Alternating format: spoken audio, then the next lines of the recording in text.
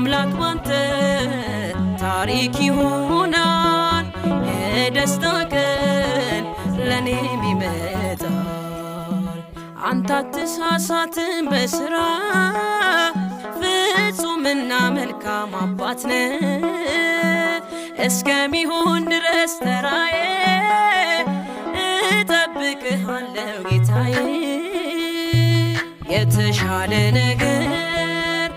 አስብ